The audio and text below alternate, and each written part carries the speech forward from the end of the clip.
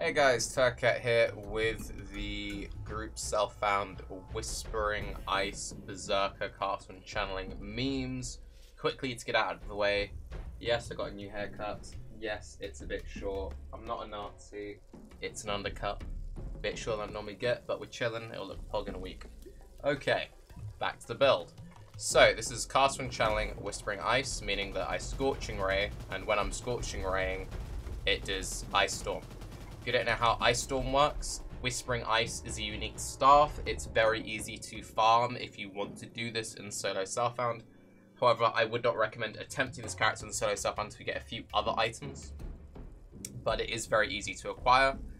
It gives you a level 1 Ice Storm, and Ice Storm is supported by all skills in the staff. It doesn't need to be linked up, meaning a 6-socketed staff is like a 7 link without any links being required.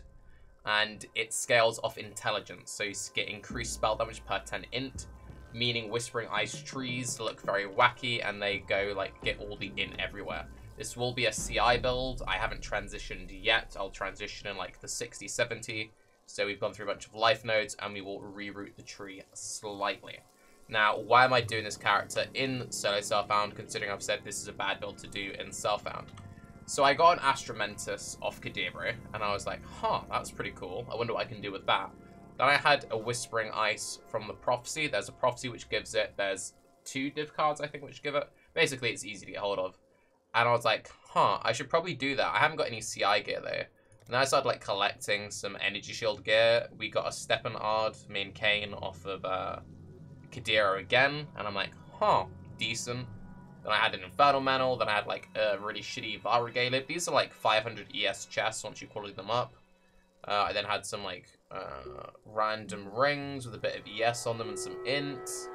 I then got like a decent-ish starting belt. I got some fingerless silk gloves, which with a bit of crafting become like okay-ish starter gloves. So I was like, you know what, I've got enough gear that I can do like a very, very basic starter package.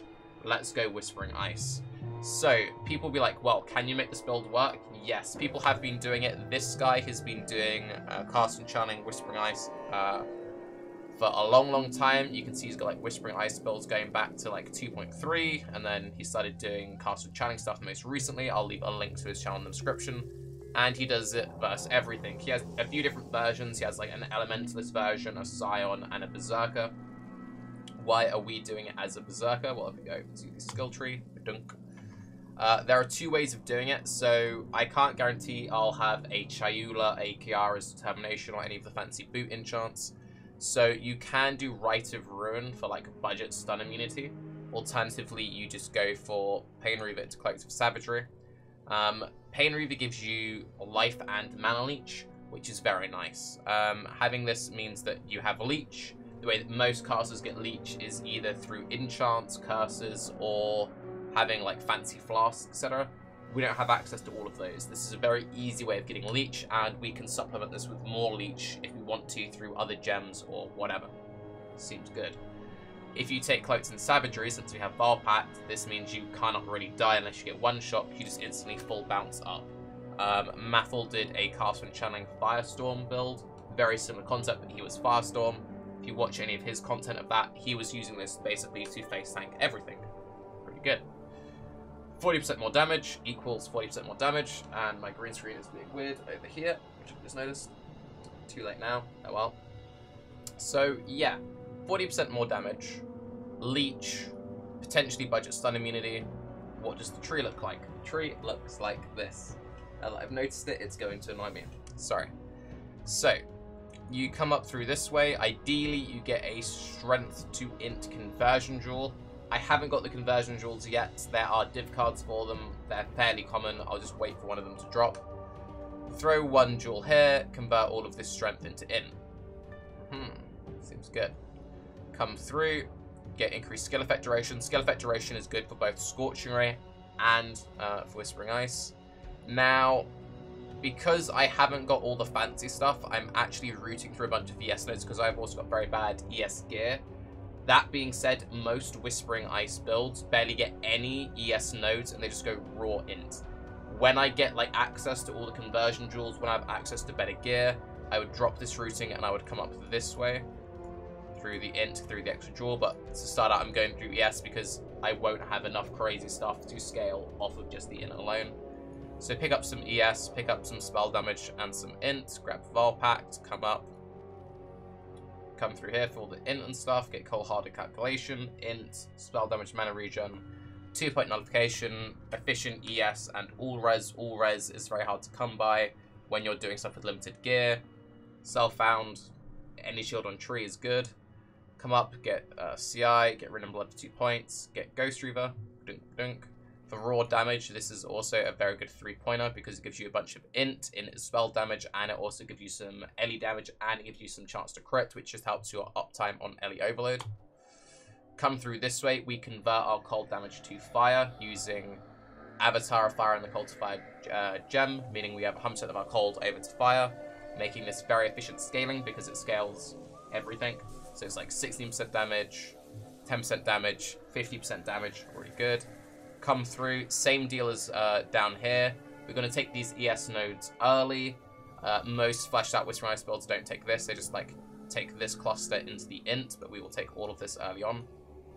Pick up the AoE, pick up the Flask node, pick up the Jewel, come through here, int scales our damage, int, spell damage cast speed, very efficient resist, as previously mentioned, resists are hard to come by. Pick up Ellie Overload, grab Jewel Curse, grab Avatar of Fire, get some all res, get some ES, good 1-pointer, spell damage cast speed, strength and int, blah blah blah blah blah, AoE, etc. For anyone doing this in like a normal league, look at the builds of the dude whose channel I showed, and we'll leave a link to below. The basic rule of thumb is just drop all of the ES nodes. It sounds weird, but just trust me on this. Pick up more int, change routing around. Also, if you have conversion jewels, doing this is very efficient. And another thing you can do is you can also route down to Unwavering Stance down here if you want to, which is something I might do depending on how I feel about my lab setup. If I want to go for Clayton Savagery, if I'm going to Right and Ruin, if I have good enough gear that I can afford to cut points out of damage and energy shield, etc. So yes, this is the tree that I'm going for. This is the character. How does it work in action? Just quickly show you what it looks like in Dried Lake for anyone who hasn't seen this kind of playstyle before. I really like Scorching for some reason. I'm not sure why. I just find it a very satisfying kind of gameplay. There's just something really soothing about having this massive beam of death, which just sort of cruises by. And yeah, basically you do that. With cast and channeling, if you don't know, in this kind of a setup, it will cast the Ice Storm where your mouse is. So you see my mouse is over there. I put my mouse here, and then cast it over here. One of the advantages of going, well, the main advantage of going cast and channeling rather than going pure Ice Storm is, as you see, the mana cost is very, very easy if you look at my mana. Most Whispering Ice builds, which are just pure, like Ice Storm, they need to invest quite heavily into cast speed. Mana sustain can be quite a big issue for them. And if you look, when you do it this way, your mana never moves, meaning that when I do my CI transition, I can run Arctic Armor, I can run Discipline, I can run a Blasphemy, have barely any mana left over, but still be able to do my full stuff very easily, never have any mana issues whatsoever. Whereas if we took out the cast and channeling gem, if we compared it to a self-cast, you can see that while I do leech up, the mana chunks quite hard. And this means that when it comes to pre-laying damage, it's really not that great. And the clear speed, it's not like the clear speed is like a million times better doing it this way, right? So the mana cost is very, very limiting. Where did I put that gem?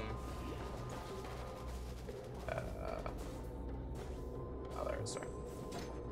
So if you're in a situation of you're like summoning in a boss, or like you're farming Uber or whatever, you can like pre-ramp damage really easily because of the amount of mana sustain you have. Like you can just put it off to the side here for ages and ages and ages and ages, and it doesn't matter, right? You can see how easy it is to sustain. If you have like one piece of Elrion jewelry, the mana cost on Scorching Ray becomes like completely insignificant. And if you're really concerned with mana costs, you can make... So technically you only need a 2 link in your Whispering Ice, and that will just be a Scorching Ray cast from channeling, because that will automatically link to the Ice Storm, because that's how the weapon works. Now, I'm planning on actually doing a 4-link Scorching Ray, and the reason why I'm going for a 4-link Scorching Ray is just so that I get the most damage I can possible out of the Scorching Ray, just because it's the highest DPS setup. It will increase the mana cost slightly. If, however, you don't want to do that, and you're just like, you know what, I just want, like, the easiest setup. You see it only costs, like, 11, right? Slap on 1 piece of Aeron Jewelry, and suddenly it's like, yeah, you have no mana cost.